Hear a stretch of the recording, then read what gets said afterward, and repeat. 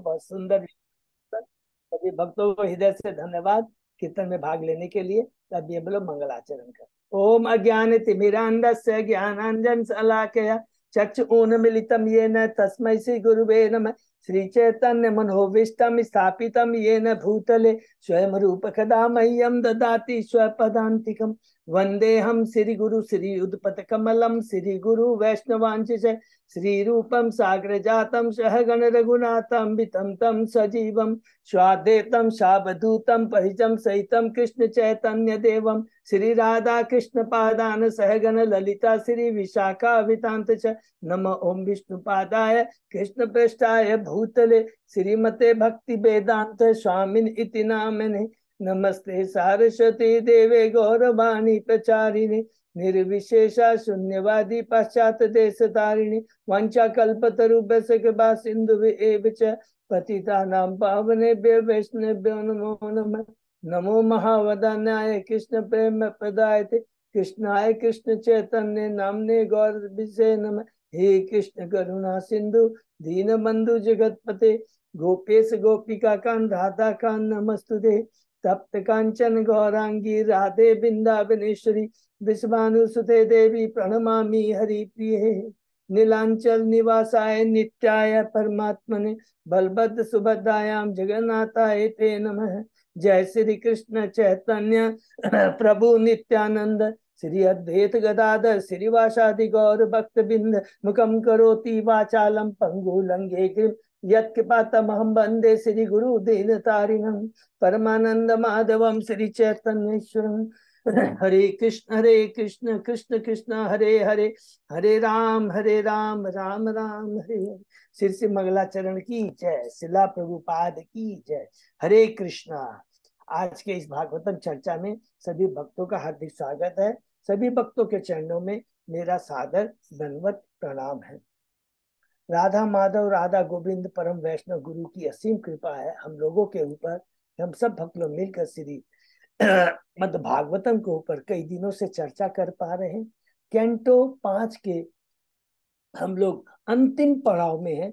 अध्याय 26 में है नर की लोकों का वर्णन। उसके पहले 25 अध्याय जो समाप्त किए संक्षेप में दोहराते हैं। शुरू होता है 5वां कैंटो प्रथम अध्याय त्रिव्रत महाराज के चरित्र के बारे में, जो कि स्वयंभु मनु के ज्येष्ठ पुत्र हैं।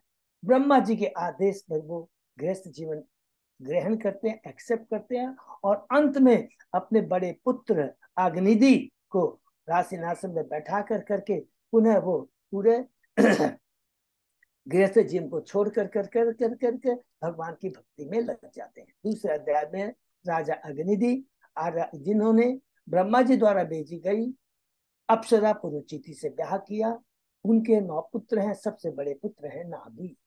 तीसरे अध्याय में हम लोग प्रवेश करते हैं। शीर्षक है भगवान ऋषभ देव का जन्म या प्राकट्य, जो कि जब नाभि भगवान से प्रार्थना करते कि आप जैसा पुत्र मिले, तो भगवान कहते हैं शब मैं तुम्हारी पत्नी के गर्भ से प्रकट होऊंगा, और भगवान ऋषभ देव का प्रकट होते हैं। चौथे अध्याय में राजा भगवान ऋषभ के लक्षणों का चरित्र का वर्णन, लक्षणों का वर्णन। जब नाभि देखते हैं कि अग्निधि भगवान ऋषभ देव के इतने दिव्य गुणों को देखते हैं, तो उन्हें सम्राट बना करके स्वयं अपनी पत्नी को लेकर करके बद्रिकाश्रम चले जाते हैं। और उसके बाद में हमने पढ़ा कि किस प्रकार अपनी पत्नी जयंती से उनको 100 पुत्र होते हैं, जिसमें भरतमाल सबसे बड़े होते हैं। और एक बार ब्रह्मवर्त देश में भ्रमण करते किस प्रकार अपने 100 पुत्रों को शिक्षा देते हैं, इसका वर्णन 5वें अध्याय में। शीर्षक है भगवान ऋषभ देव के उपदेश। उसमें भगवान एक ही चीज कहते हैं कि जीवन का लक्ष्य है आत्म साक्षात्कार। आत्म साक्षात्कार कर कर करके अपने भगवान से खोए अपने संबंध को पुनः स्थापित करना, यही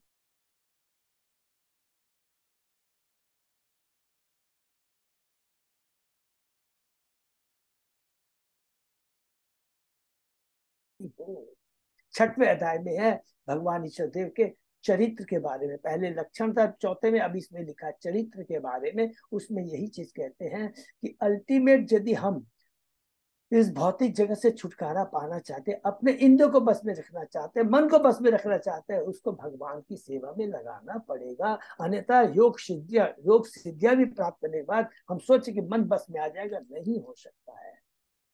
और बताते हैं इसी अध्याय में कि किस प्रकार जैन धर्म की एक दक्षिण भारत एक राजा अरहत ने जैन धर्म की स्थापना की, भगवान ऋषभ ने नहीं की। 7वें अध्याय से हमने पढ़ा राजा भरत के बारे में। पहला 7वां अध्याय में है राजा भरत हैं, सबसे बड़े पुत्र है भगवान ऋषभ के। किस प्रकार वह राशिनासन में बैठते हैं और अपनी पत्नी पंचजनी जो विश्व रूप की पुत्री है, उसे 5 पुत्र तो होते हैं और 1 करोड़ वर्षों तक शासन करते हैं। उसके बाद सब कुछ छोड़ कर करके वे पुलह आश्रम में चले जाते हैं हरिद्वार के पास, और भगवान की भक्ति करके भाव के स्तर को प्राप्त होते हैं। 8वें अध्याय में है राजा भरत मृग भरत के बारे में, कि किस प्रकार एक मृग के प्रति आसक्ति होती है। कारण यहाँ पर बताते हैं कि भक्तों का संग नहीं मिला उनको, और इसलिए माया आके झपट लेती है, मृग के प्रति आसक्ति होती है। मृत्यु के समय मृग का उनका स्मरण रहता है, इससे मृग सभी प्राप्त होता है। लेकिन भगवान की भक्ति चूंकि विनष्ट नहीं होती, शरीर मृग का रहता है लेकिन चेतना कृष्णमय रहती है। और अपनी गलती का एहसास करते हुए मृग माता को अंत समय में छोड़कर पुनः वो आकर करके पुनः आश्रम में आकर करके भगवान की भक्ति कर मैंने स्नान करते हुए गंगा में स्नान करते शरीर छोड़ देते हैं। 9वें अध्याय में तीसरा भरत है, वो है जड़ भरत, कि किस प्रकार उच्च कुल के ब्राह्मण जन्म लेने के बाद भी वो हमेशा प्रयत्न रखते थे कि दूसरे अभक्तों के संग नहीं हो, जबकि उनके कजन ब्रदर थे ऋग्वेद सामवेद यजुर्वेद में पंडित थे, लेकिन फिर भी चूंकि भक्ति से नहीं जुड़े थे, उनका संग नहीं किया। और अंत में हमने देखा किस प्रकार भद्रकाली माँ उनको रक्षा करती है उन डाकुओं से जो नर बलि देना चाहते। 10वें अध्याय में हमने देखा कि भ्रमण करते करते करते जब भद्रकाली उन्हें जीवन प्रदान करती है, घूमते घूमते जंगल में किस प्रकार रघुगण से उनकी मुलाकात होती है, रघुगण उनको अपशब्द यूज करता है, तो उस समय कितनी सुंदर शिक्षा देते हैं। रघुगण, जो कुछ भी तुम बात कहते हो शरीर से संबंधित है, आत्मा से संबंधित है, आत्मा में कोई परिवर्तन नहीं होता है। और किस प्रकार रघुगण उसकी चेतना जो सोई चेतना थी वो जागृत हो जाती है। और 11वें अध्याय में और इम्पोर्टेंट बात एक कहते हैं कि तुमने जो कुछ भी बातें कही सारी क्या है, जो ऐश्वर्य ज्ञान संपत्ति उपाधि ये सब क्या क्षणिक है, ये क्षणिक है। कुछ समय के बाद स्वर्ग लोक में भोगने के बाद पुनः वापस इस भौतिक जगत में आना पड़ता है, जन्म मृत्यु के चक्र में पुनः हमें घूमना पड़ता है। ये चलता रहेगा, कहां से पाताल सोलोक से लेकर ब्रह्मलोक तक जन्म मृत्यु जरा व्याधि का चक्र चलता रहता है। अतः तुम्हें अपने मन को गुरु के चरणों में समर्पित कर देना चाहिए, वही तुम्हें दिव्य ज्ञान प्रदान करेंगे। 12वें अध्याय में कहते हैं जो कुछ भी है कृष्ण का है, कृष्ण संबंधी यदि कोई कहे कोई चीज का अस्तित्व है तो ये माया है, अंधकार है, अज्ञान का है। और ये ज्ञान एकमात्र गुरु दे सकता है, इसलिए गुरु के चरणों की धूलों से स्नान करना चाहिए, तब हमें दिव्य ज्ञान प्रदान करेंगे और हमारा जीवन धन्य हो जाएगा।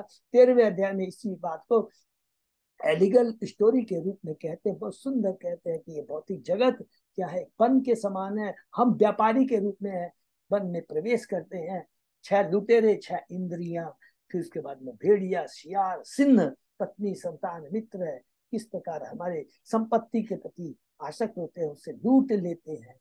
और किस प्रकार मच्छर होते हैं श्यालु व्यक्ति बवंडर की आप एक स्त्री के प्रति आसक्ति, और उसके बाद में बताते कि जो पीछे से चक्कू मारते हैं, पीछे से चक्कू मार, इस तरह के लोग हैं। और पाखंडी गुरु है जो हमारे दुख का फायदा उठा करके वो भी हमें क्या है ठग लेते हैं।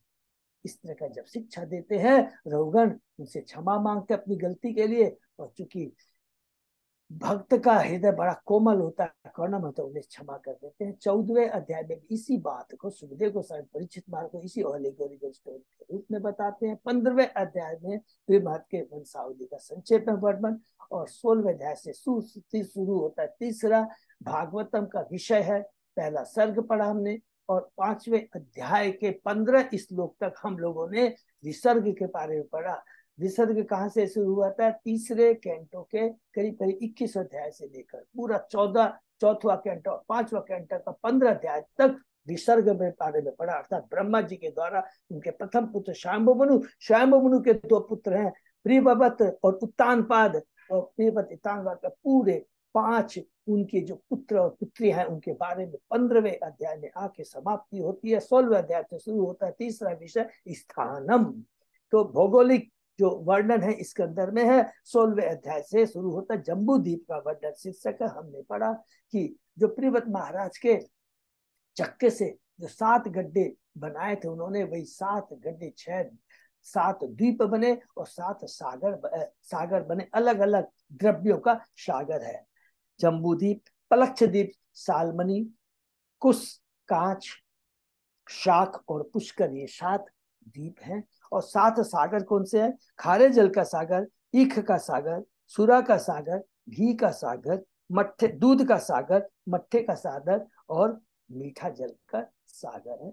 और हमने पढ़ा इन 7 द्वीपों में सबसे एकदम बीच में है जम्बू द्वीप। जम्बू द्वीप में 9 वर्ष हैं और जो 9 वर्षों में सबसे जो बीच में है इलावर्त वर्ष। इलावर्त के बीच में मेरू पर्वत है। मेरू पर्वत के चारों तरफ अलग अलग और सारे पर्वत हैं, पेड़ हैं, जामुन आम के पेड़ है। और मेरू पर्वत के सबसे ऊपर भाग में हमने पढ़ा कि देवताओं की पुरी है, जिसमें ब्रह्मा जी की पुरी बीच में है। 17वें अध्याय में हमने पढ़ा गंगा के अवतरण के बारे में कि किस प्रकार समुद्र का जल भगवान के चरणों को टच करता हुआ ध्रुव लोक भौतिक ब्रह्मांड के आवरण को छेदता हुआ सबसे पहले ध्रुव लोक में, फिर सप्तर्षि लोक में, फिर चंद्रमा, और उसके बाद में मेरू पर्वत पर गिरता है। मेरू पर्वत में गिर के 4 भागों में ये बट जाती है, शीता, चक्षु, भद्रा, अलकनंदा। और वही अलकनंदा नदी जो कि दक्षिण दिशा में बहती है पर हिमालय पर से होती हुई भारतवर्ष में गिरती है। और यहाँ पर हमने एक बहुत थोड़ा सा पढ़ा कि किस प्रकार इन 9 वर्षों में भारत भूमि कर्म भूमि है, बाकी सब भोग्य भूमि है।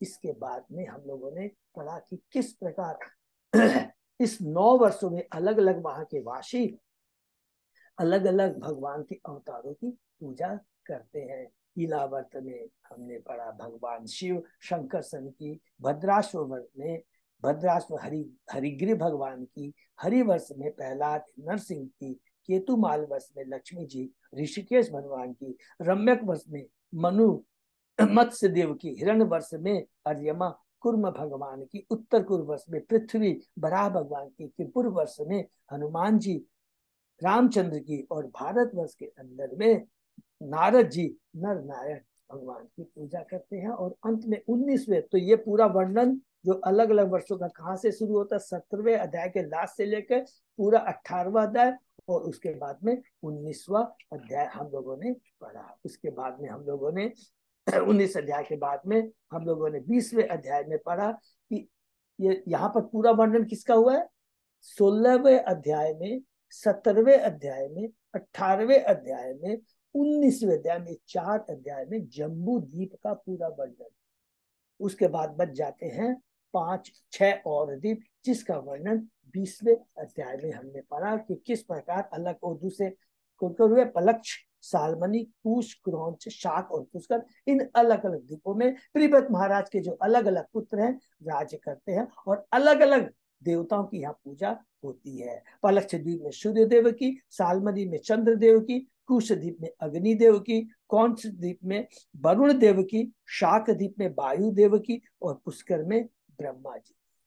तो ये हम लोगों ने 20वें अध्याय में पढ़ा। और 20वें अध्याय में अंत में ये पढ़ा कि पुष्कर के बाद में एक लोकालोक पर्वत है और उसके बाद में आलोक वर्ष है। ये लोकालोक पर्वत क्या करता है? लोकालोक पर्वत के इधर में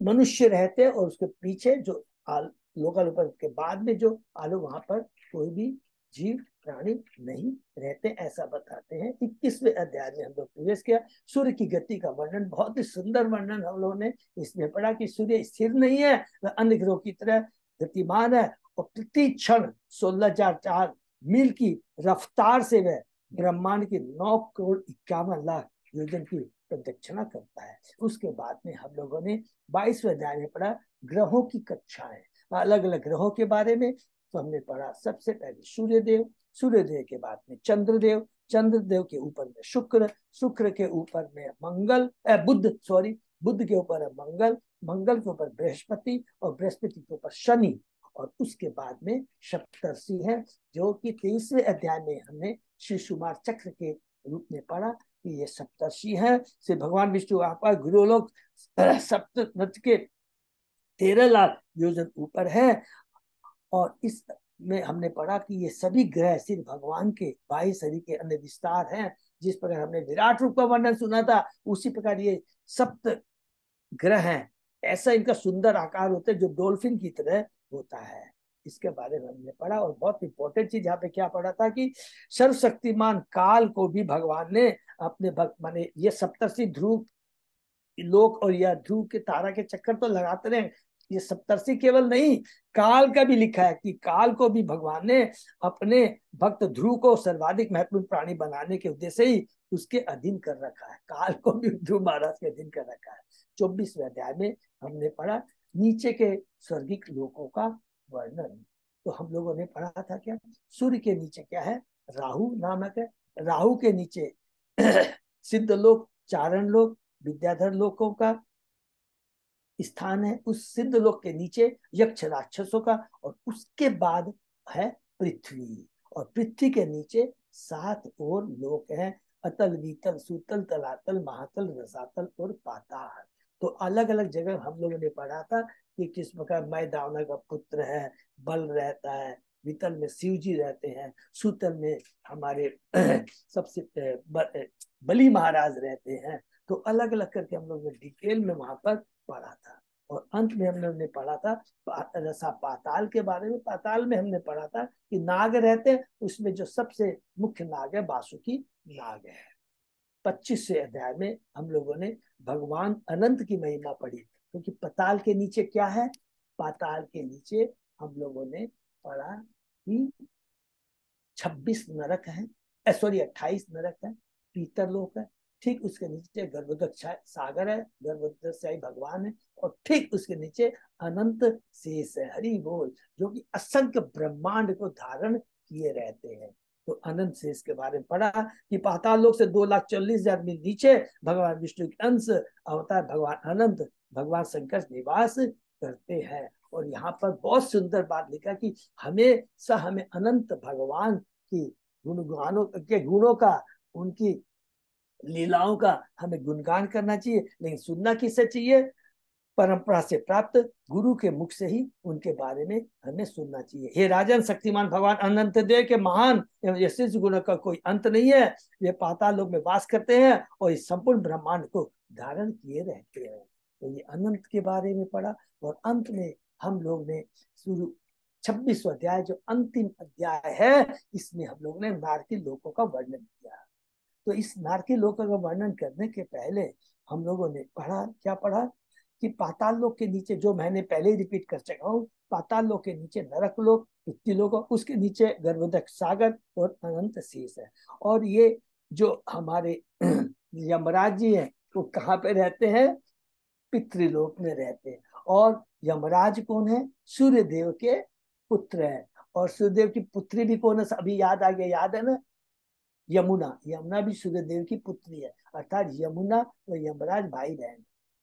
ये थोड़ा याद आया तो बता दिया, तो याद रखेंगे। और यहाँ पर भगवान कहते हैं कि प्रभु सुखदेव गोस्वामी जी कहते हैं कि हर जीव अपने कर्मों के अनुसार सुख और दुख का अनुभव करता है, अपने कर्मों के साथ फल पाता है, और उन फल पर भोग, अगर अच्छे कर्म करता है स्वर्गलोक में जाता है, गलत कर्म करता है तो नरक लोक में जाता है।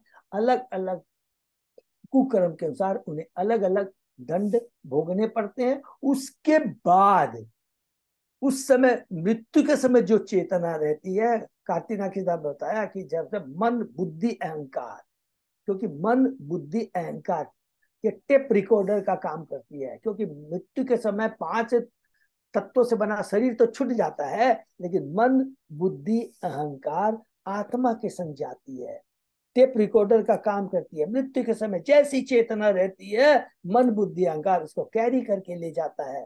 दंड तो भोगना पड़ता है, लेकिन अंतिम समय जैसी चेतना रहती है उसी के साथ नया शरीर 84 लाख योनि में कोई भी शरीर हो सकता है। तो उन नरकों के बारे में हमने पढ़ा। तो पिछले क्लास में हमने करीब करीब 14-15 नरकों के बारे में पढ़ा था। तामिश नामक नरक है जो पूर्व दूसरों की वैध पत्नी संतान का अपहरण करता है, पहला। दूसरा अंधतमिश्र नामक नरक है जो व्यक्ति दूसरे को धोखा देकर के उसकी स्त्री या संतान को भोगता है। तीसरा रौरव रावण नरक है जो अपने एवं परिवार के पालन के लिए दूसरी जीवात्माओं के प्रति हिंसा करता है। महारोवर नरक जो व्यक्ति अन्यों को पीड़ा पहुंचाकर अपने ही शरीर का पालन करता है। कुंभी पाक नरक जो क्रूर व्यक्ति अपने स्वाद की पूर्ति के लिए, बहुत इंपॉर्टेंट है, निरीह जीवित पशु तथा पक्षियों को रांधते तलते, हम लोग बोलते हैं ना हिंदी में, जीवित पशु पक्षियों को रंधते, उनको आनंद आता है, ऐसे व्यक्ति को उबलते तेल में भुना जाता है। फिर है कालसूत्र नरक जो ब्राह्मण की हत्या करता है उसे कालसूत्र नरक होता है। उसके बाद असिपत्रवान नरक जो व्यक्ति किसी प्रकार की आपत्ति ने आने पर भी वैदिक पद से हटकर कार्य करता है, अर्थात जो नास्तिक लोग होते हैं ना, जो नास्तिक होते हैं मनमानी अपना ही वो एक तो मनगढ़ंत अपना ही वो शास्त्र उत्पन्न कर लेते हैं। उसके बाद में शुकर मुख नरक जो राजा या राज्य अधिकारी निर्देश पूर्व को दंड देता है। उसके बाद में अंधकूप नरक है यदि ज्ञान प्रदत्त होने पर भी मनुष्य विवेकहीन तुच्छ प्राणियों को मारता या सताता है तो वह निश्चय ही पाप करता है। कृमि भोजन नरक जो अतिथियों, ये बहुत इंपॉर्टेंट है, ये देखिए हम लोग को पढ़ना पड़ेगा इसको, ये बहुत ज्ञान की चीज है। कृमि भोजन नरक इसमें जब कोई अतिथि हो, बूढ़ा हो, बच्चा हो, उनको न खिला के पहले अपने खाना भोजन करता है। इसलिए देखिए हम लोग ये मंदिर में प्रसादन देते हैं तो सबसे पहले हम लोगों को जो हमारे गेस्ट आते हैं उनको पहले ऑफर करते हैं, गुरु महाराज जो हमें शिक्षा देते हैं, जो प्रवचन करते हैं, उसके बाद में कहते हैं नहीं सबसे पहले बूढ़ो बच्चों को स्थान मिलना चाहिए, उनको पहले भोजन कराएं, उसके बाद में हमें भोजन करना चाहिए, बहुत इंपॉर्टेंट शिक्षा। उसके बाद संदंस नरक है जो आपत्ति काल न होने पर ब्राह्मण और किसी का धन सोना या रत्न को चुरा लेता है, लूट लेता है। उसके बाद में तप्त सूर्मी नामक नरक यदि कोई पुरुष या स्त्री विपरीत लिंग वाले अज्ञान सदस्य के साथ व्यभिचार करते हैं। और ये बहुत इंपॉर्टेंट है वज्र कंटक सालमनी नरक जो पुरुष या स्त्री पशुओं के साथ व्यभिचार करते हैं। प्रभुपाद जी यहाँ पर बहुत कड़ी बात कहते हैं। कभी कभी लोगों को नरक के इन विवरणों पर विश्वास नहीं होता, किंतु कोई माने या न माने उसे प्रकृति के नियम के साथ दंड भोगना ही पड़ेगा, कोई भी इससे बच नहीं सकता। हरि हो। उसके बाद में हमने पढ़ा 14वें नरक के बाद में वैतरणी नामक नरक जो श्रेष्ठ कुल में भी जन्म लेने के बाद भी चाहे ब्राह्मण क्षत्रिय वैश्य धार्मिक नियमों की अवहेलना करके अधम बन जाता है। होते हैं ना बड़े बड़े घरों के धनी परिवार के बच्चे, उन्होंने पुण्य कर्म किए थे, बहुत अच्छा मिल रहा, लेकिन धन का दुरुपयोग करते हैं, नशा करते हैं, गांजा करते हैं, अवैध संग करते हैं, उनकी बहुत बड़ी दुर्गति होती है। बोला इतना अच्छा सुअवसर प्राप्त करने के बाद भी इसका दुरुपयोग करते हैं तो उन लोगों को वैतरणी नदी नामक नरक में जाना पड़ता है। और लास्ट में हमने पढ़ा पियोद नरक, ये स्पेशली शूद्रों के लिए है कि जो शूद्र होते हैं वो स्त्री, उनके जो निर्लज पति होते हैं वो पशुओं की भांति रहती है, जिनमें कोई आचरण सुचित्त का अभाव रहता है, उनको पियोद नामक नरक में होता है। तो इस तरह हम लोगों ने अभी तक 15 नरकों के बारे में पढ़ा। उसके आगे आज हम लोग बाकी जो बचे उन नरकों के बारे में पढ़े। ओम नमो भगवते वासुदेवाय। ओम नमो भगवते वासुदेवाय। ओम नमो भगवते वासुदेवाय। नारायण नमस्कृत्य नरं चैव नरोत्तमं देवी सरस्वती व्यासं ततो जयम् उदीरये। नष्प्रायेषु अभद्रेषु नित्यं भागवत सेवया भगवते उत्तम श्लोके भक्ति भवति नैष्ठिकी। कृष्णाय वासुदेवाय देवकी नंदनाय च नंद गोप कुमाराय गोविंदाय नमो नमः। आराधय भगवान ब्रजेश तनया ततदाम बिंदावन रमया काचित उपासना व्रजवधु वर्गेण्य कल्पिता। श्रीमद्भागवतम प्रमाणम अमलम प्रेमा पुमतो महान। श्री चैतन्य महाप्रभो मतमिदं तत् आदरो न पर। हरे कृष्ण कृष्ण कृष्ण हरे हरे, हरे राम राम राम हरि हरि। कैंटो 5 चैप्टर 26 शीर्षक नारकी लोगों का वर्णन, श्लोक नंबर 24 से है प्रभु। हाँ प्रभु जी। हरि बोल। तो अर्थ से पढ़ते हुए निकलते हैं। यदि इस जीवन में उच्च वर्ग का मनुष्य ब्राह्मण, क्षत्रिय, वैश्य, कुत्ते, गधे तथा खच्चर पालता है और जंगल में आखेट कर देता तथा भीतरी पशुओं को मारने में अत्यधिक रुचि लेता है, तो मृत्यु के पश्चात वह प्राण रोध नामक नरक में डाला जाता है। वहां पर यमराज के दूत उसे लक्ष्य बनाकर अपने तीरों से भेद डालते हैं। पाश्चात्य देशों में विशेषकर सामंत जंगल में पशुओं का शिकार करने के लिए कुत्ते तथा घोड़े पालते हैं। चाहे पूर्व हो या पश्चिम, कलयुग में सामंतवादी व्यक्ति जंगल में जाकर भीतरी पशु वध करते हैं। उच्च वर्ग के पुरुषों, ब्राह्मण, क्षत्रिय, वैश्य को ब्रह्म ज्ञान का अनुशीलन करना चाहिए और शुद्धों को भी उस पद पर पहुंचने का अवसर देना चाहिए। यदि उनके बजाय वे आखेट में रत होते हैं तो इस श्लोक में वर्णित विधि से दंडित होते हैं। वे यमदूतों के द्वारा न केवल बाणों से भेज दिए जाते हैं, वरन पीप, मूत्र तथा मल के सागर में रखे जाते हैं। याद आ गया ना इसको? किसका याद आ गया? मैं जब प्राचीन बरही उनके बच्चे तो चले जाते हैं, तपस 10,000 कुत प्रचेता तो चले जाते हैं, वो लोग भक्त तपस्या करने के लिए इधर प्राचीन भरी पशुओं का वध करता है। तब ब्रह्मा जी आके कहते हैं, देखो तुमने जितने पुत्रों को नारद जी सॉरी आके कहते हैं कि तुमने जितने भी लोगों के देखो आकाश में दिखाई दे रहे हैं और वो तुम्हारे मांस को खाने के लिए किस प्रकार तत्पर है। बहुत इंपॉर्टेंट चीज है। जो पुरुष इस जन्म में अपने विख्यात पद पर गर्व करता है और केवल प्रतिष्ठा के लिए पशुओं की बलि चढ़ाता है, उसे मृत्यु के पश्चात वैश्यसन नामक नरक में रखा जाता है। वहां यम के दूत उसे अपार कष्ट देकर अंत में उसका वध कर देते हैं।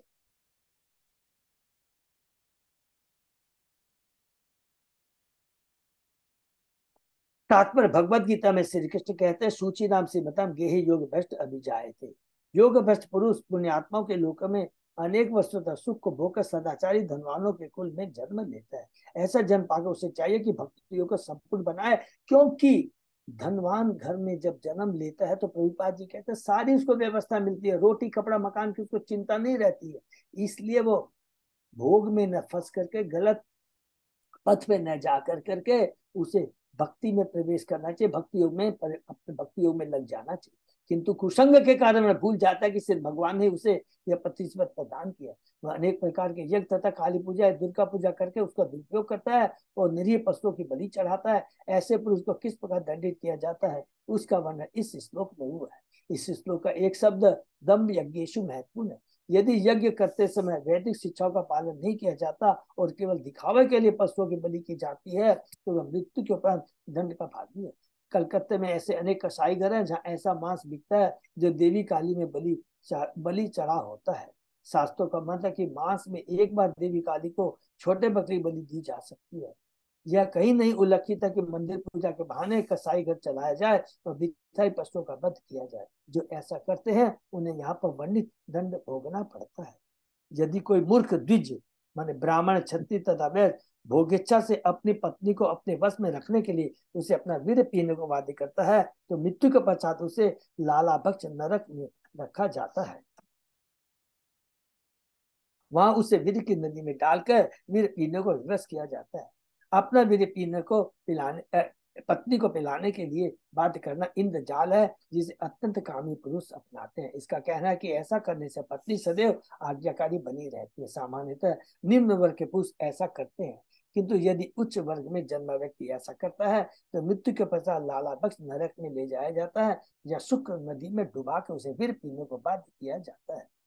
इस जगत में कुछ लोगों का व्यवसाय लूटपाट करना है, जो अन्यों के घरों में आग लगाते अथवा उन्हें विष देते हैं। यही नहीं, राज्य अधिकारी कभी कभी वणिक जनों का आयकर अदा करने के बहाने तथा अन्य विधियों से उत्पीड़न करते हैं। मृत्यु के पश्चात ऐसे असुरों को सारमेयादन नामक नरक में रखा जाता है। उस नरक में 720 कुत्ते हैं जिनके दांत वज्र के समान कठोर है। ये कुत्ते यमराज के दूतों के आदेश पर ऐसे पापी जनों को भुखरता पूर्वक निगल जाते हैं। श्रीमद् भागवत के 12वें स्कंद में यह कहा गया है कि इस कलिकाल में प्रत्येक व्यक्ति 3 प्रकार के विपत्ति से पीड़ित रहेगा: अति वर्षा, दुर्भिक्ष माने अकाल तथा राज्य द्वारा अधिक कर वसूली। ये देखिए अधिक कर वसूली तो एकदम, और धीरे धीरे इसका हमको समझ में आ ही रहा है। चूंकि मनुष्य अधिकाधिक पापी होते जा रहे हैं, इसलिए वर्षा का अभाव होगा, जिससे कम अन्न उपजेगा। लोगों का कष्ट कम करने के बहाने सरकार व्यवसायी वर्ग पर विशेष रूप से भार कर लगाएगी। इस सिस्टम में कहा गया कि ऐसी सरकार के अधिकारी दस्यु अथवा चोर होते हैं। इनका मुख्य काम होगा लोगों की संपत्ति लूटना, चाहे वह राजमार्ग का लुटेरा हो या राजकीय चोर। ऐसे व्यक्ति को अगले जीवन में शहर में यादन नामक नरक में गिराकर दंडित किया जाएगा, जहां उसे निश्चिंत कुत्ते काटेंगे। नेक्स्ट, इस जीवन में जो व्यक्ति किसी भी झूठी गवाही देने, व्यापार करने अथवा दान देते समय किसी भी तरह का झूठ बोलता है, वह मरने पर यमराज के दूतों बुरी तरह से प्रताड़ित किया जाता है। ऐसा पागल व्यक्ति 800 मील ऊंचे पर्वत की चोटी से मुंह के बल अविचिमत नामक नरक में नीचे फेंक दिया जाता है। इस नरक की पथरीली भूमि जल की लहर की प्रतीत होती है, किंतु उसमें जल नहीं है, इसलिए उसे अविचिमत जल रहित कहा गया है। वहां से बारंबार गिराए जाने से उस पापी व्यक्ति के शरीर के छोटे छोटे टुकड़े हो जाने पर भी प्राण नहीं निकलते, इसलिए उसे बारंबार दंड सहना पड़ता है। तो कितनी बड़ी बात है, झूठी गवाही देना, व्यापार करने पर दान, किसी तरह का झूठ बोलना। जो ब्राह्मण मद्यपान करता है उसे यमराज के दूत अयपान नामक नरक में ले जाते हैं। यदि कोई क्षत्रिय, वैश्य अथवा व्रत धारण करने वाला मुंहवश सोमपान करता है तो उसे भी इस नरक की शरण लेनी पड़ती है। अयपान नरक में यम के दूत उसकी छाती पर चढ़कर उनके मुंह के भीतर तप्त पिघला लोहा उगेरते हैं। कृष्णा, मनुष्य को केवल नाम से ब्राह्मण नहीं होना चाहिए और न सभी प्रकार के पाप का विशेष रूप से मद्यपान करना चाहिए। ब्राह्मण क्षत्रिय वैश्य जनों को चाहिए कि अपने वर्णन सच आचरण करें। यदि वे पतित होकर मद्यपान के आदि शूद्र बन जाते हैं तो उन्हें यहाँ वर्णित विधि से दंडित किया जाए। जो निम्न जाति में उत्पन्न होकर इस जीवन में यह सोचकर झूठा गर्व करता है कि मैं महान हूं और उच्च जन्म, तप, शिक्षा, आचार, जाति अथवा आश्रम में अपने से बड़ों का उचित आदर नहीं करता, वह इसी जीवन में मृत तुल्य है और मृत्यु के पश्चात छार कर्दम नरक में सिर के बल नीचे गिराया जाता है। वहां उसे यमदूत के हाथों से अत्यंत कठिन यातनाएं सहनी पड़ती है। मनुष्य को चाहिए कि वह झूठा गर्व न करे। उसे चाहिए कि अपने से जन्म, शिक्षा, आचरण, जाति तथा आश्रम में उच्च व्यक्ति के प्रति आदर भाव दिखाए। यदि वह ऐसा नहीं करता और झूठा गर्व करता है तो उसे छार कर्दम नरक में दंड सहना पड़ता है। इस संसार में ऐसे भी पुरुष तथा स्त्री हैं जो भैरव या भद्रकाली को नर बलि चढ़ाकर उनका मांस खाते हैं। ऐसे यज्ञ करने वालों को देखिए क्या लिखा, मृत्यु के पश्चात यमलोक में ले जाया जाता है, जहाँ उनके शिकार मारे गए व्यक्ति राक्षस का रूप धारण करके उन्हें अपनी तेज तलवारों से टुकड़े टुकड़े कर डालते हैं। जिस प्रकार इस लोक में नर बच्चों को ने नाचते गाते अपने शिकार का रक्तपान किया था, उसी तरह उनके शिकार अब अपने वध करने वालों का रक्तपान करके आनंदित होते हैं। हर कुकर्म का, गलत कर्म का कुफल निश्चित है। यहाँ पर एक एक देखिए कि हम सोचते हमको कोई नहीं देख रहा है, 10 दिशाएं जिसका वर्णन हम लोग पढ़ेंगे, किस प्रकार हमारे एक एक कार्यों को देखती है और उसका लेखा जोखा रहता है। चित्रगुप्त लेखा जोखा रखता है, उसी के अनुसार यमराज दंड देते हैं। कोई बच नहीं सकता, कि कभी नहीं सोचे कि कौन देख रहा है हमको। इस जीवन में कुछ व्यक्ति गांव या वन में रक्षा के लिए आए हुए पशुओं तथा पक्षियों को शरण देते हैं और जब उन्हें अपनी सुरक्षा का विश्वास होता है तो ऐसे व्यक्ति उन्हें बरसे या डोरे में फांस कर उन्हें अति पीड़ा पहुंचाकर खिलौने जैसा खेलते हैं। ऐसे व्यक्ति मृत्यु के पश्चात यमराज के दूतों द्वारा शूलप्रोत नामक नरक में ले जाए जाते हैं, जहाँ उनके शरीरों को तीक्ष्ण नुकीले भालों से छेदा जाता है। वे भूख तथा प्यास से तड़पते रहते हैं और उनके शरीरों को गीध तथा बगुले जैसे तीक्ष्ण चोंच वाले पक्षी चारों ओर से नोचते हैं। इस प्रकार से यातना पाकर उन्हें पूर्व जन्म में किए पाप कर्मों का स्मरण होता है। नेक्स्ट, जो पुरुष इस जीवन में सर्पों के समान क्रोधी स्वभाव वाले तथा अन्य जीवों को पीड़ा पहुंचाते हैं, वे मृत्यु के पश्चात दंड शुक नामक नरक में गिरते हैं। ये बहुत इंपॉर्टेंट है। देखिए, हे राजन, इस नरक में 5 या 7 फण वाले सर्प हैं जो इन पापात्मा को उसी प्रकार खा जाते हैं जिस प्रकार चूहों को सर्प। तो सर्पों के समान क्रोधी, बहुत ज्यादा क्रोधी होते हैं वो। ये मात के जो बहुत ज्यादा क्रोधी है, इसका मतलब 100% वो तमोगुणी विचार में रहेंगे हमेशा। आप देखें, जो व्यक्ति इस जीवन में अन्य जीवों को अंधे, कुएं, खली या पर्वत की गुफा में बंदी बनाकर रखते हैं, वे मृत्यु के बाद अवर्त निरोधन नरक में रखे जाते हैं। वहां वे स्वयं अंधे कुओं में ढकेल दिए जाते हैं, जहाँ विषैले धुएं से उनका दम घुटता है और बहुत यातनाएं उठाते हैं। जो गृहस्थ अपने घर आए हुए अतिथियों अथवा अभ्यागतों को क्रोध भरी कुटिल दृष्टि से देखता है, मानो उन्हें भस्म कर देगा, उसे पर्यावर्तन नामक नरक में ले जाकर रखा जा, जहां उसे वज्र चोंच वाले गीध, बगुले, कौवे तथा उसी प्रकार के अन्य पक्षी घूरते हैं और सहसा झपट कर तेजी से उसकी आंखें निकाल लेते हैं। ये बहुत इंपॉर्टेंट है, इसलिए कहते हैं अतिथियों का हमें हमेशा सम्मान देना चाहिए। वैदिक शिष्टाचार के अनुसार यदि गृहस्थ के घर उनका शत्रु भी पधारे तो ऐसी विनम्रता से मिलना चाहिए कि वह भूल जाए कि वह अपने शत्रु के घर आया है। घर आए अतिथि का विनम्रता पर स्वागत करना चाहिए। यदि वह अवांछित है तो गृहस्थ को चाहिए कि उसको घूरे नहीं, क्योंकि जो ऐसा करता है वह मरने पर पर्यावर्तन नामक नरक में रखा जाता है, जहाँ गीध, कौवे जैसे भयानक पक्षी उस पर सहसा टूट पड़ते हैं, उसकी आंखें निकाल देते हैं। नेक्स्ट, जो व्यक्ति इस लोक में अथवा इस जीवन में अपनी संपत्ति पर गर्व करता है, वह सदैव सोचता रहता है कि वही सबसे धनी है और कोई उसकी बराबरी नहीं कर सकता। उसकी नजर टेढ़ी हो जाती है और वह सदैव भयभीत रहता है कि कोई उसकी संपत्ति ले न ले। उसकी संपत्ति की हानि के विचार मात्र से उसके मुख तथा हृदय सूखने लगते हैं, अतः वह सदैव अति दुष्ट मनुष्य की तरह लगता है। उसे वास्तविक सुख लाभ नहीं हो पाता और वह यह नहीं जानता कि चिंता मुक्त जीवन क्या है। धन अर्जित करने, उसको बढ़ाने तथा उसकी रक्षा के लिए वह जो पाप कर्म करता है, देखिए क्या लिखा है, धन अर्जित करने, उसको बढ़ाने तथा उसकी रक्षा के लिए जो पाप कर्म करता है, उससे उसे सूचीमुख नामक नरक में रखा जाता है, जहाँ यमराज के दूत उसके सारे शरीर को दर्जों की तरह धागे से सील देते हैं। रूपा जी यहाँ डिटेल में बताते हैं, जब किसी के पास आवश्यकता से अधिक संपत्ति होती है तो वह निश्चय घमंडी बन जाता है। आधुनिक सभ्यता में मनुष्यों की यही स्थिति है। वैदिक संस्कृति में ब्राह्मणों के पास कुछ भी नहीं रहता था, जबकि क्षत्रियों के पास इतना धन रहता था कि वे यज्ञ तथा अन्य उत्तम कार्य कर सके। वैसे भी कृषि, गोपालन तथा व्यापार से ईमानदारी के साथ धन कमाता है, किंतु यदि शूद्र को धन प्राप्त होता है तो वह उसका अपव्यय करता है या फिर संचय करता है जो उसके काम नहीं आता। क्योंकि इस युग में सुपात्र ब्राह्मण, क्षत्रिय तथा वैश्य नहीं है, अतः प्रत्येक व्यक्ति शुद्ध कलो शुद्ध संभव है। फलस्वरूप शुद्ध मानसिकता से आधुनिक सभ्यता को भारी क्षति पहुंच रही है। कितनी बढ़िया लाइन लिखी है, जिसकी शुद्ध मानसिकता होती है उससे आधुनिक सभ्यता को भारी क्षति पहुंच रही है।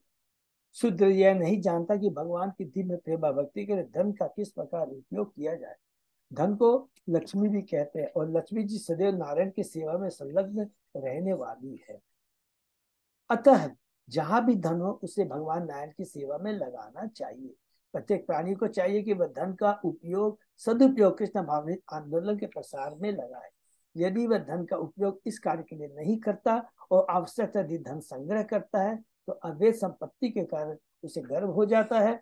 यह धन वास्तव में कृष्ण का है, जैसा कि भगवत गीता में उन्होंने कहा, भुक्तारम यज्ञ तपसाम सर्वलोक मनुष्य, समस्त यज्ञों एवं तप का वास्तविक भुक्ता तो मैं हूँ और मैं समस्त लोगों का स्वामी। अतः सब कुछ श्री कृष्ण है और कुछ भी किसी का नहीं है। यदि किसी के पास अवश्य से अधिक धन है तो उसको श्री कृष्ण के लिए खर्च करना चाहिए। मनुष्य यदि ऐसा नहीं करता तो अपनी झूठी संपत्ति का घर में फूल होता है, अतः उसे अगले जन्म में उसे दंडित होना पड़ता है। नेक्स्ट, हे राजन, यमलोक में इसी प्रकार के सैकड़ों हजारों नरक है। मैंने जिन पापी मनुष्यों का वर्णन किया है और जिनका यह उल्लेख नहीं हुआ वे सब अपने पापों के अनुसार इन विभिन्न नरकों में प्रवेश करेंगे। किंतु जो पुण्यात्मा है वे अन्य लोग अर्थात देवताओं के लोक में जाते हैं, तो भी अपने पुण्य पाप के फलों के क्षय होने पर पुण्यात्मा तथा पापी दोनों ही पुनः पृथ्वी पर आते हैं। इसको अंडरलाइन कर लीजिए, ये सबसे बहुत इंपॉर्टेंट श्लोक है। हमने सोचा कि अरे हम मैं तो ये सारे कोई भी पाप कर्म नहीं किया, मैं तो सुरक्षित हूँ। नहीं, अगर हमने पुण्य कर्म किए, भगवान की भक्ति नहीं की है, तो पुण्य कर्मों का भी हमें स्वर्ग लोक में भोगने के बाद पुनः इस भौतिक जगत में आना पड़ेगा। इसलिए कहते हैं पुण्यात्मा तथा पापी दोनों ही पुनः पृथ्वी पर लौट आते हैं। तो करना क्या है, हमें भगवान की भक्ति करना है। इस वर्णन से भगवत गीता में भगवान श्री कृष्ण उपदेश आरंभ होते हैं। इसी वर्णन से भगवत गीता में श्री कृष्ण उपदेश प्रारंभ होते हैं। बहुत इंपॉर्टेंट श्लोक है। तथा देहांतर प्राप्ति, इस भौतिक जगत प्रत्येक प्राणी विभिन्न लोकों में एक देश से दूसरे में परिवर्तन होने के लिए है। अधो गच्छन्ति तामस है, इसी प्रकार जो तामसी है वे नरक लोकों में प्रवेश करते हैं, किंतु ये दोनों प्रकार के प्राणी जन्म मृत्यु के चक्कर में फंसे हैं। भगवत गीता में कहा गया कि पवित्र आत्मा भी स्वर्ग लोक में सुभोग सुखोपभोग के पश्चात पृथ्वी पर लौटते हैं। छीनने पुण्यति मर्त लोके विशंति, 90वें अध्याय में। अतः एक लोक से दूसरे में गमन करने से जीवन की समस्याओं का अंत नहीं हो पाता। ये तो तभी हल हो सकती है जब हमें यह भौतिक शरीर धारण न करना पड़े। ऐसा तभी संभव है जब कोई कृष्ण भावना भावित हो, जैसा कि स्वयं श्री कृष्ण ने भगवत गीता में कहा है, जन्म कर्म चाहे दिव्य में यो वेति तत्वतः त्यक्ता देहम पुनर्जन्म नैति मामे। हे अर्जुन, जो मेरे आविर्भाव तथा कर्म की दिव्य प्रकृति को जानता है, वह देह को त्याग कर संसार में फिर से जन्म नहीं लेता, वरन मेरे सनातन धाम को प्राप्त होता है। यही जीवन की सिद्धि और जीवन की समस्याओं का सही हल है। यही मनुष्य जीवन का सदुपयोग है। हमें न तो उच्च लोक में जाने के लिए इच्छुक होना चाहिए, नहीं ऐसा कर्म करना चाहिए कि नरक में पहुंच जाए। इस भौतिक जगत का पूर्ण उद्देश्य तभी प्राप्त होगा जब हम अपने आत्म स्वरूप को प्राप्त करके भगवान के धाम वापस जा सके। ऐसे करने का सरल उपाय है श्री भगवान द्वारा निधि सर्व धर्मान पंडित मानने का संदर्भ मनुष्य को न तो पवित्र न अपवित्र होना चाहिए। हरि बोल। मनुष्य को न तो पवित्र न ही अपवित्र होना चाहिए। माने कोई भी भौतिक दृष्टि से मैंने अच्छे कार्य किए, स्कूल कॉलेज खुदवाए, किसी को कष्ट नहीं दिया, अच्छा है, लेकिन ये क्या है, पुण्य कर्म हुआ है, भक्ति में कर्म नहीं हुई। उसे भक्त होना चाहिए और श्री कृष्ण के चरण कमलों में समर्पित होना चाहिए। समर्पण की विधि भी सरल ही है, उसे एक बालक तक कर सकता है। मन मना भव मत तक तो मध्याजी माम नमस्कार। ये 2 बार श्लोक, 9वें अध्याय का 34वां श्लोक और 18वें अध्याय। मनुष्य को चाहिए कि वह सदैव श्री कृष्ण का चिंतन, हरे कृष्ण कृष्ण कृष्ण हरे हरे, हरे राम राम राम हरे का कीर्तन करते हुए करे। मनुष्य को चाहिए कि वह श्री कृष्ण का भक्त बने, उसकी आराधना करे, उन्हें नमस्कार करे। यद करोसी यद इंद्रासी यद उसी ददासी है। 9वें अध्याय के 27 श्लोक में यही कहा कि मेरी पूजा करो, मुझे नमस्कार करो, मेरे भक्त करो। इस प्रकार उसे अपने जीवन के समस्त कार्यों को भगवान श्री कृष्ण की सेवा में अर्पित करना चाहिए। प्रारंभ में द्वितीय स्कंद में मैं ये बता चुका हूँ कि मुक्ति मार्ग पर किस प्रकार अग्रसर हुआ जा सकता है।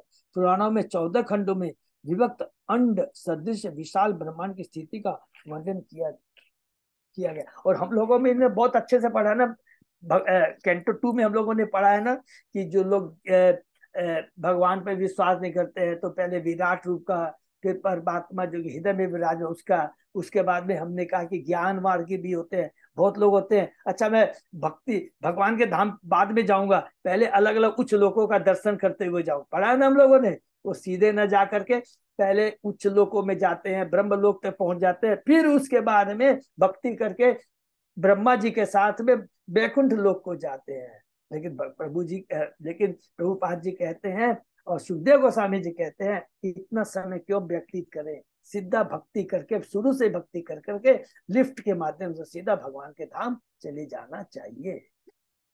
विराट रूप भगवान का भाई शरीर माना जाता है, जिसकी उत्पत्ति उनकी शक्ति और गुणों से हुई है, इसे ही सामान्यतः विराट रूप कहते हैं। यदि कोई सदैव भगवान के इस बाह्य रूप का वर्णन पढ़ता है अथवा इसके विषय में सुनता है, फिर अन्यों को भागवत धर्म अथवा कृष्ण भावना समझाता है, तो आत्म चेतना अथवा कृष्ण भावना में उनकी श्रद्धा तथा भक्ति क्रम से बढ़ती जाती है। यद्यपि इस भावना को विकसित कर पाना कठिन है, किंतु इस विधि से मनुष्य अपने को शुद्ध कर सकता है और धीरे धीरे परम सत्य को जान कर सकता है। तो प्रभुपाद जी बहुत सुंदर बात कर देता है कि सब आंदोलन द्वारा श्रीमद भागवतम का प्रकाशन आधुनिक सभ्य मानव के लाभत किया जा रहा है, जिससे वह मूल भावना को जागृत कर सके। इस भावना के बिना पूर्ण अंधकार दिखता है। मनुष्य चाहे स्वर्ग को जाए या नरक को, वह अपना समय नष्ट करता है। हरि बोल, इसको अंडरलाइन कर ले। मनुष्य चाहे स्वर्ग को जाए या नरक को, वह अपना समय नष्ट करता। और भी बगल में लिख सकते हैं, चाहे वो ब्रह्म लोक तक जाए, ये समय का अपव्यय है। हमें अतः उसे चाहिए कि सिर्फ भागवत मणि भगवान के विराट के विषय में सुने, इससे वह अपने आप को बद्ध जीवन से बचा सके और क्रमशः मुक्ति मार्ग को प्राप्त कर भगवान के धाम को वापस जा सकेगा। वह जो मुक्ति का इच्छुक है, मुक्ति के पद को ग्रहण करता है तथा बद्ध जीवन के प्रति आकृष्ट नहीं होता, यति या भक्त चाहता कहलाता है। ऐसे पुरुष को पहले भगवान के स्थूल विराट रूप का चिंतन करते हुए मन को वश में करना चाहिए और तब धीरे धीरे सिर भगवान के सूक्ष्म रूप सत्य चित आनंद विग्रह का चिंतन करना चाहिए। इस प्रकार उसका मन समाधि में स्थित हो जाता है। भक्ति के द्वारा भगवान के सूक्ष्म रूप का साकार किया जा सकता है और ये भक्तों का गंतव्य है। इस प्रकार जीवन सफल बन जाता है। कहा गया है, महत सेवा द्वारम अहुत विमुक्ते। यदि कोई मुक्ति मार्ग में आगे बढ़ना चाहता है तो उसे महात्माओं का या मुक्त भक्तों की संगति करनी चाहिए, क्योंकि ऐसी संगति में सिर्फ भगवान के नाम गुण रूप तथा वैशिष्ट्य से संबंध में श्रवण वर्णन का कीर्तन का अवसर प्राप्त होता है, जिन सब का वर्णन श्रीमद् भागवत में हुआ है। बंधन पथ पर सदैव जन्म मृत्यु का चक्कर लगा रहता है। जो इस बंधन से मुक्ति चाहता है उसे अंतरराष्ट्रीय कृष्ण भावनिक संघ में सम्मिलित हो जाना चाहिए और भक्तों से श्रीमद् भागवत सुनने का लाभ उठाना चाहिए तथा कृष्ण भावनिक का प्रसार करने के लिए इसका वर्णन भी करना चाहिए। हरि बोल। भूदीप वर्ष सरित आदि नभ समुद्र पाताल दिक नरक भागण लोक संस्था गीता मया तव नृपाद्रुत ईश्वरस्य स्थूलम बपु सकल जीव निकाय धाम। हे राजन, अभी मैंने तुमसे इस पृथ्वीलोक, अन्य लोक, उनके वर्ष, नदी एवं पर्वत का वर्णन किया। मैंने आकाश, समुद्र, अधोलोक, माने ये कौन सा वर्णन हुआ है, सब चीज का हम लोगों ने 16वें अध्याय से ले कर करके पूरे 25वें अध्याय तक में इसका वर्णन, 25वें लास्ट में अनंत के बारे में, उसके पहले 24 अध्याय तक में हमने वर्णन किया है। ये भगवान के विराट रूप के अव्यय है जिन पर समस्त जीवात्मा आश्रित है। इस प्रकार मैंने भगवान के 22 शरीर के अद्भुत विस्तार की व्याख्या की है। इस पर श्रीमद् के पंचदश के अंतर्गत नारकी लोक का वर्णन से 26 अध्याय का भक्ति तात्पर्य पूर्ण हुआ। तो ये वाला इसको पढ़ना तो प्रभु पढ़ सकते हैं, टाइम है क्या अजय प्रभु?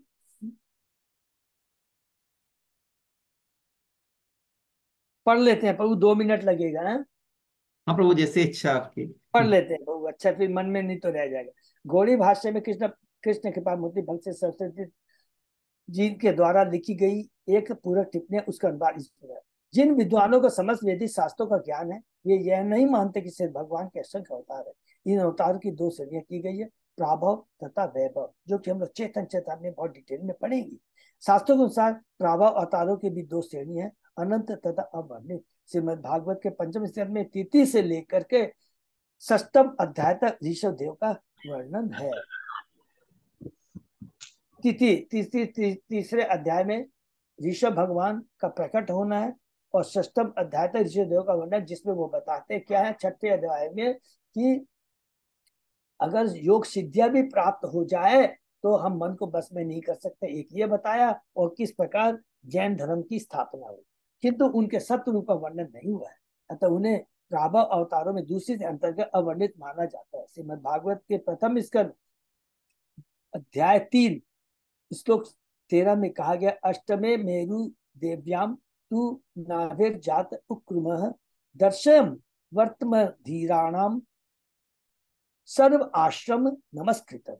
भगवान विष्णु 8वें अवतार में महाराज नादी आग्नित्य के पुत्र तथा उनकी पत्नी मेरी देवी के रूप में प्रकट हुए। उन्होंने सिद्धि जीवन की परमहंस अवस्था का मार्ग दिखलाया, जिसकी उपासना मंडलासन धर्म के पालन करने वालों द्वारा की जाती है। ऋषभ देव श्री भगवान है, उनका शरीर सच्चिदानंद विग्रह है। अतः यह पूछा जा सकता है कि वे मलमूत्र किस प्रकार विसर्जित करते हो। इस पर का उत्तर गौड़ी वेदांत आचार्य बलदेव विद्याभूषण ने अपनी पुस्तक सिद्धांत रत्न प्रथम भाग मूल पाठ 65 से 68 में दिया है।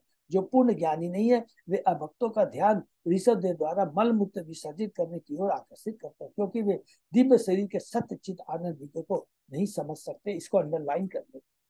कहा था ना, हम लोगों ने पढ़ा था ना, 5वें अध्याय में हमने क्या पढ़ा था, उन्हें अपने पुत्रों को उपदेश देने के बाद में अवधूत का आचरण किया था, और वो जो मलमूत्र त्याग करते थे उससे 80 मील दूर तक सुगंध आती थी। सबको याद है ना, तो तुरंत याद कर लेंगे, उनका हर चीज दिव्य होता है। जब भागवत पंचम में मोहग्रस्त तथा भ्रमित स्थिति वाले ईश्वर के भौतिकवादों का पूरी तरह वर्णन हुआ। पंचम स्कंद में ही 5:5:19 में ऋषभ देव ने कहा है, इदम शरीरम मम दुर्वी भाव्यम, मेरा यह शरीर भौतिकतावादियों के लिए अचिंत्य है, वो नहीं समझ सकता। हरि बोल।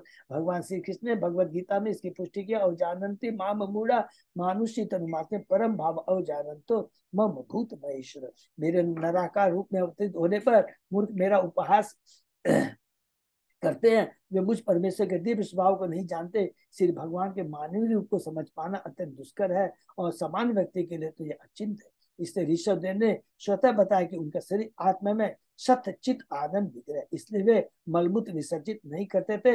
यदि वे ऊपर से मलमूत्र विसर्जित करते प्रतीत होते थे, किंतु वह भी दिव्य होने का सामान्य मनुष्य द्वारा अनुकरणीय नहीं है, नहीं तो 80 मील तक उसमें सुगंध नहीं आती।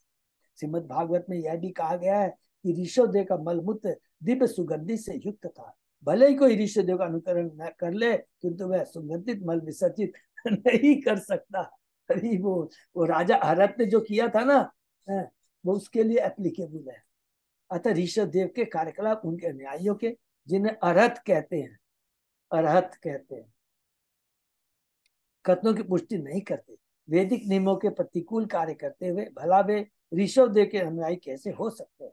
सुखदेव गोस्वामी ने बताया कि भगवान ऋषभ देव के लक्षणों को सुनने के बाद कौक, बैक तथा कूटक के राजा ने अरहत नामक धार्मिक नियमों की प्रणाली का सूत्रपात किया, जैन धर्म का सूत्रपात किया।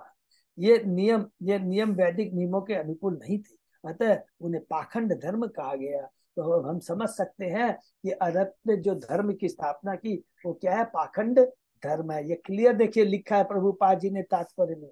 अरहत संप्रदाय के सदस्य ऋषभ के कार्य को भौतिक मानते थे, किंतु ऋषभ देव तो भगवान के अवतार है। हरि, अतः वे दिव्य पद पर है, उनकी क्षमता कोई नहीं कर सकता। स्वयं ऋषभ देव द्वारा श्री भगवान के कार्यों का प्रकट हुआ, जैसा कि श्रीमद् भागवत में कहा गया है, दावानन माले लिहान सह तीन ददार। ऋषभ देव की लीलाओं की समाप्ति पर संपूर्ण वन तथा भगवान का शरीर जलकर भस्म हो गया। उसी प्रकार ऋषभ देव ने लोगों की अविद्या को भस्म कर डाला। हरि बोल। अपने पुत्रों को दिए गए उपदेशों उन्होंने परमहंसों के लक्षणों का प्रकट किया, किंतु अरहत संप्रदाय के नियमों का ऋषभ की शिक्षाओं से मेल नहीं खाता। दावा नल तत् वनम आलोही लाल, बहुत सुंदर है ना? तो यहाँ पर प्रभुपाद जी ने तात्पर्य पता नहीं प्रभु कैसे ये मन में आ गया। श्री बलदेव विद्याभूषण की टिप्पणी है कि भागवत के अष्टम स्कंद में ऋषभदेव का अन्य विवरण भी प्राप्त होता है, किंतु वे ऋषभदेव इस स्कंद के ऋषभदेव से भिन्न है। तो वो दूसरे ऋषभदेव है जो कि हम लोग 8वें स्कंद में पढ़ेंगे। लेकिन इस ऋषभदेव के लिए देखिए प्रभुपाद जी के क्या मन में आया कि लोगों को डाउट होगा, वो जो उन्होंने अवधूत का आचरण किया था उस और किस प्रकार वो मलमूत्र त्यागते थे, तो लोग को भ्रम ना हो कि अरे ये भी साधारण मनुष्य की तरह अवजानंती मामूला नहीं। वो भगवान है, उनके हर कार्य दिव्य है, उनका आचरण दिव्य है, तो सब कुछ दिव्य है।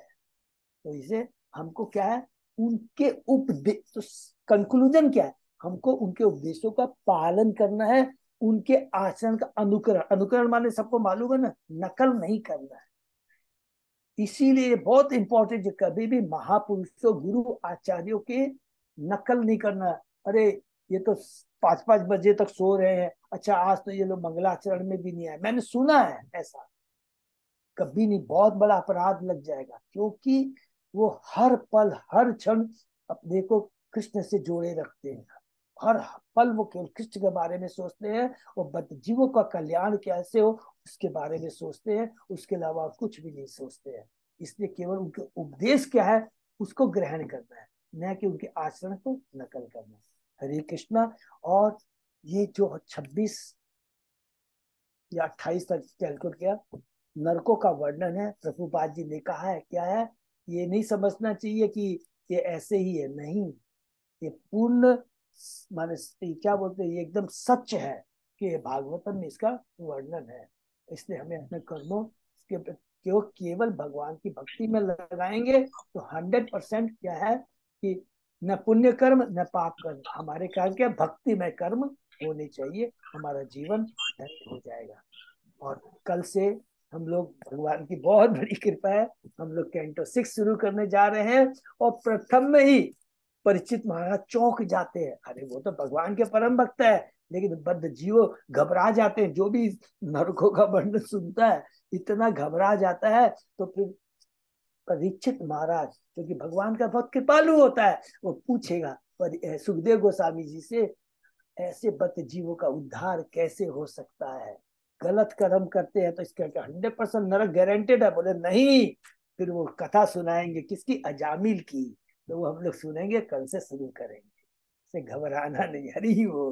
तो यही पर सब। हरे कृष्ण प्रभु जी, अपन ने ये पढ़ा था क्या कि ऋषभ देव की है ना, भगवान का लीला में है ना कि है ना भगवान का शरीर जल के भस्म हो जाता है, ये लीला पढ़ी थी अपन ने प्रभु हाँ जी? बड़े माता जी, आप नहीं बड़े भूल गए कि दक्षिण दिशा की एक जंगल की दावाग्नि में उनका शरीर हाँ, अप्रकट। अच्छा।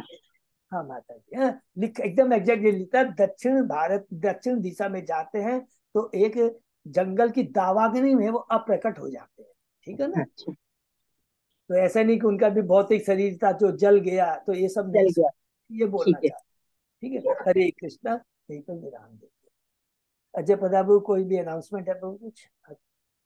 नहीं प्रभु जी, बस बस अभी ठीक है, प्रभु ने दिया राम नवमी का कथा दिया चल है। रही है और राम जी का अपना 17 अप्रैल का प्रोग्राम भी है। अगर कोई सुनना चाहे तो भी 11 दिन मंदिर में राम कथा का भी हो रखा है ऑनलाइन लाइव। हरी वो कौन कर रहे हैं प्रभु? अनंत और प्रभु एक है ना, वो मैंने दिया था मैसेज। आपने दिया तो था, सॉरी मैं ध्यान। 11 दिन का वो है। से ओके ओके, हाँ तो जिनके पास समय जरूर कर सकते हैं, बहुत बहुत धन्यवाद। यही पर हम लोग विराम देते हैं, कल से। अजय प्रभु ऑनलाइन भी आएगा क्या रामनवमी पे? कृष्ण मोहन है प्रभु जोड़ेंगे। हरी बोल। हरे कृष्ण से भक्त लोग। जिनको समय मिलता है वो मंदिर भी जाने का प्रयत्न करें, हाँ हरी बोल। हरे कृष्ण।